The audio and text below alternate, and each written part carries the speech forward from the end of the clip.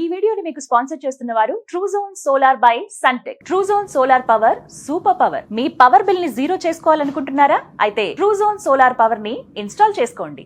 నమస్కారం, welcome to Suman TV. నేను గీతాంజలి. ప్రస్తుతం మనతో పాటు ఉన్నారు అభ్యుదయ ఫౌండేషన్ CEO నందకిషోర్ గారు. వారితో మాట్లాడదాం. నమస్కారం కిషోర్ గారు.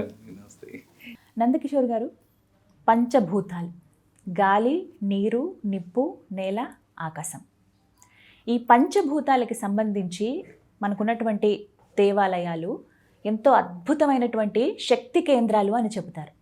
అవి ఏంటి, అక్కడ ఉన్నటువంటి ఎనర్జీని మనం ఎలా అందుకోగలుగుతాము, తెలియనటువంటి కోణంలో తెలియచేస్తారా మా అందరికీ? అసలు అక్కడ ఉన్నటువంటి శక్తి ఏంటనేది. ఈ పంచభూతాల శక్తి మనం ఏదైతే మన కంటికి కనిపించేదే కదా, ఇవన్నీ మీరు నేను సృష్టించిందే కాదు, దేవుడు సృష్టించింది, గాడ్స్ క్రియేషన్. సో నేను నమ్మను అనే దానికి ఛాన్స్ లేదు. సో నేను నమ్మను అనే దానికి కనపడుతున్నాయి మనకి. ఈ గాలి మనం పీలుస్తున్నాం, ఆయన ఉండే 5 ఎలిమెంట్స్ ప్రతి ఒక్కరు వాడుకుంటున్నాం. ఈ 5 ఎలిమెంట్స్ శక్తి కొన్ని దేవాలయాల్లో ఒక 5 ప్లేసెస్లో 5 టెంపుల్స్లో ఉందండి, నిక్షిప్తమైంది. ఈ ఎనర్జీ మనం ఎక్స్పీరియన్స్ కావాలి అంటే, పంచభూతాల శక్తి ప్రతి ఒక్కరూ కావాలి అంటే ఒక 5 టెంపుల్స్ ఉన్నాయి మన సౌత్ ఇండియాలో. ఆ ఫస్ట్ టెంపుల్ వచ్చి చిదంబరం. ఇప్పటికీ మనం చిదంబరం టెంపుల్, చిదంబర రహస్యం అంటుంటాం. చిదంబరంలో మీరు గర్భాలయంలో చూసినట్లయితే ఒక తెల్లని గుడ్డతో కప్పబడి ఉంటుంది, వస్త్రంతో కప్పబడి ఉంటుంది. ఆ వస్త్రం వెనకాల ఏమీ ఉండదు. దాని వెనకాల ఏముందనేది ఈరోజు $1 million క్వశ్చన్. సో అక్కడ ఏంటి అంటే అది ఆకాశతత్వానికి సంబంధించింది చిదంబరం. సో స్కై నుంచి వచ్చే డైరెక్ట్ కాస్మిక్ ఎనర్జీ డైరెక్ట్గా అక్కడికి వస్తుంది, ఆ గర్భాలయానికి, ఆ ఎనర్జీ పాయింట్.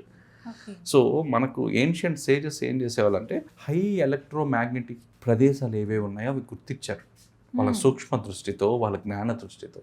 అక్కడ దేవాలయాల నిర్మాణం అనేది జరిగింది. ఆ చేయడం వల్ల ఆ హై జియోమాగ్నెటిక్ పవర్ ఉండడం వల్ల అక్కడ ఎనర్జీ పాయింట్స్ అన్నీ యాక్టివేట్ అవుతాయి. సో 2 రకాలు, ఒకటి మన ఋషులు కట్టినవి, 2 స్వయంభూ క్షేత్రాలు, దేవుడే వచ్చిన క్షేత్రాలు. అవి ఆటోమేటిక్గా హై జియోమాగ్నెటిక్గా ఏర్పడిపోయాయి, ఇంకా ఆయనే వచ్చి కింద కూర్చున్నాక. సో ఇది డైరెక్ట్గా మన స్కైతో ఇంటర్లింక్ అయి ఉంటుంది. అందుకే ఆ జీరో మ్యాగ్నెటిక్ వాల్యూ వల్ల, హైగా ఉండడం వల్ల మీరు ఆ గర్భాలయం దగ్గరకు వచ్చేసరికి మీరు థాట్లెస్ అయిపోతారు.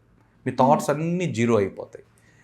జీరో అయిపోయి, నేను ఎందుకు మళ్ళీ చెప్తున్నా అంటే, మీ ఎనర్జీస్ మీరు చూడాలనుకుంటే, మీ బాడీ వితిన్లో ఏం జరుగుతుందా ఆ ఎనర్జీ పాయింట్స్ చూడాలనుకుంటే, ఆ గర్భాలయం ముందు ఒక 5 నిమిషాలు మీరు కళ్ళు మూసుకుంటే మీరు ఎక్స్పీరియన్స్ అవుతారు మీ ఒంట్లో ఏ శక్తి ఉందో. It is proven, this is proven అండి. ఆ చిదంబరంలో మీరు ఆ ముందర నిలబడి, కరెక్ట్గా గర్భాలయం ముందర నిలబడి అన్నీ జీరో అయిపోతాయి. మీ థాట్స్ మీరు అన్నీ జీరో అయిపోతారు. మీ ఇంటర్నల్గా మీ బాడీలో ఉన్న ఎనర్జీ ఏదైతే ఉందో ఆ ఎనర్జీని మీరు అక్కడ ఎక్స్పీరియన్స్ అవుతారు. అది చిదంబరం. సో రెండో దగ్గరికి వచ్చేసరికి అరుణాచలం. ఇంకా అరుణాచలం మీకు ఇంకా అందరూ తెలిసిందే. సో ఈ అరుణాచలంలో ఉన్న ఒక మెడికల్ బెనిఫిట్ కూడా ఒకటి ఉందండి. ఏంటి అంటే, మీరు గిరివాలం ఎవరైతే చేస్తారో ఆ గిరివాలం చేయడం వల్ల ఆ ప్రదేశంలో కింద ఆ రాళ్ళు, ఆ ఎర్త్ మెటల్స్ ఏవైతే ఉన్నాయో అవన్నీ యాంప్లిఫికేషన్ జరిగి ఎనర్జీ సోర్స్గా ఏర్పడాయి. సో ఆ ఎనర్జీ సెంటర్లో మీరు ఆ గిరివాలం కరెక్ట్గా 14 కిలోమీటర్లు చేయడం వల్ల అవకాశం ఉన్నవాళ్ళు మ్యాక్సిమం అందరూ బేర్ ఫుట్తో చేయడం మంచిదండి. ఎందుకు బేర్ ఫుట్ పాదాలతో అంటే, అవి ప్లగ్-ఇన్ పాయింట్స్. పాదాలు అనేవి మీరు ఎప్పుడైతే నడుస్తారో ఆ ఎనర్జీ ఆ పాదాల రూపంలో మన శరీరంలోకి ఎంటర్ అవుతుంది. ఫస్ట్ మూలాధారం నుంచి ఎంటర్ అవుతూ వస్తుంది.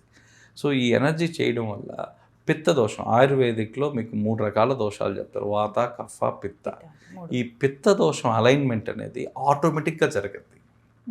గిరివాలం ఎవరైతే బేర్ ఫుట్తో నడుస్తారో, నడిచే అవకాశం ఉందో, అంటే బాగలేని వాళ్ళు, వయోవృద్ధులు, వీళ్ళందరూ కాదండి. ఎందుకంటే ఆటోమేటిక్ అలైన్మెంట్ జరగద్ది. బట్ బేర్ ఫుట్తో చేయడం వల్ల కొంచెం స్పీడ్గా ఎక్కువ సార్లు అలైన్మెంట్ జరగదు. మీరు ముందు కావాలంటే మీరు పిత్తదోషం మీరు చెక్ చేసుకొని వచ్చి ప్రదక్షిణ చేసిన ఒక 16.5 నిమిషం తర్వాత మళ్ళీ మీరు కానీ చెక్ చేసుకోగలిగితే మీ పిత్తదోషం అలైన్మెంట్ బ్యాలెన్స్ అయి ఉంటుంది. అది అరుణాచల్. సో 3వది వచ్చేసరికి ఏకాంబేశ్వర లింగం కంచి. సో 4వది వచ్చేసరికి జంబుకేశ్వర్. 5వది వచ్చేసరికి మన వాయులింగం కాళహస్తి. ఈ పంచభూతాలు దీంట్లో ఈ వాయులింగం కాళహస్తిలో కూడా ఎవరైతే ఈ లంగ్స్కి సంబంధించినవి, ఊపిరితిత్తుల సమస్యలు, లంగ్ క్యాన్సర్ లాంటి భయంకర వ్యాధులు ఇవి ఏవైతే ఉన్నాయో వాళ్ళు కూడా ఒక 2 నిమిషాల నుంచి 5 నిమిషాలు ఆ వాయులింగం ముందర నిలబడుకొని కుడి చేయి పక్క వెలుగుతున్న ఆ జ్యోతి, నిరంతరం వెలిగే అఖండ జ్యోతిని చూస్తారు. ఆ జ్యోతిలో నుంచి వచ్చే ఎనర్జీ, మన ఎనర్జీ పాయింట్స్ దాదాపుగా 3 చక్రాలు యాక్టివేట్ చేసి ఆ లంగ్స్కి సంబంధించిన చక్రాన్ని యాక్టివేట్ చేసి పెడుతుందండి. అక్కడ జస్ట్ అలా నిలబడుకొని వెళ్ళిపోతే చాలు, ఆ దీపాన్ని చూస్తుంటే కూడా. సో దానివల్ల కూడా మీకు ఆటోమేటిక్గా మెడికల్ బెనిఫిట్ ఉంది. కాళహస్త్రిలో మీరు ఊపిరితిత్తులకు సంబంధించిన ఎలాంటి రుగ్మతలైనా సరే మీరు వెళ్ళి అక్కడ ఒక్క నిమిషం దేవుడి ముందరగా నిలబడగలిగితే మీకు ఆటోమేటిక్ అలైన్మెంట్ జరుగుతుందండి. ఇది కాళహస్త్రి పంచిపోతారు. కొన్ని దేవాలయాల్లో అసలు ఎక్కువసేపు ఉండలేమండి. ఎందుకు ఆ భావన కలుగుతుంది? ఎందుకు ఎక్కువసేపు ఉండలేకపోతున్నాము, వెళ్ళిపోదాం అనే ఆలోచన వస్తుంది. కొంతమంది చెప్తూ ఉంటారు, అక్కడ ఎందుకు ఎక్కువసేపు ఉండలేకపోయాము, గబగబా దర్శనం చేసుకుని వచ్చేసాము, 2 నిమిషాలే కూర్చున్నాము అని అంటారు.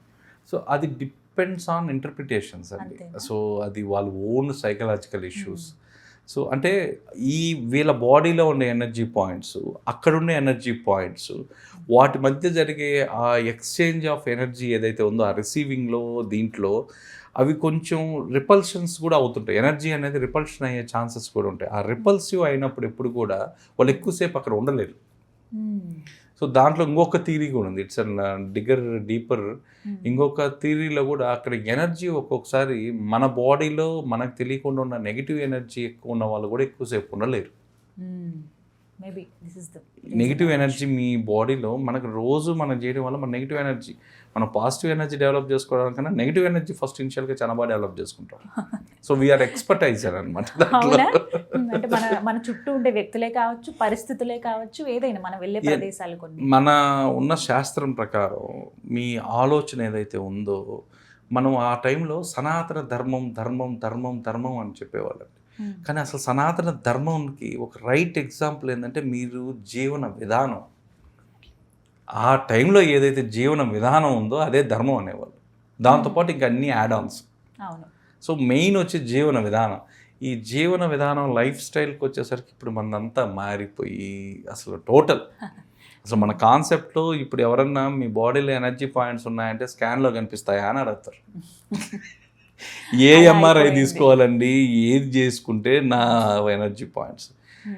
సో ఇవన్నీ మీరు ఎక్కడ నమ్మాల్సి వస్తుంది అంటే ఆ బ్యాలెన్స్డ్ నేచర్ ఉంది కాబట్టి ఇవి నమ్మాల్సి వస్తుంది.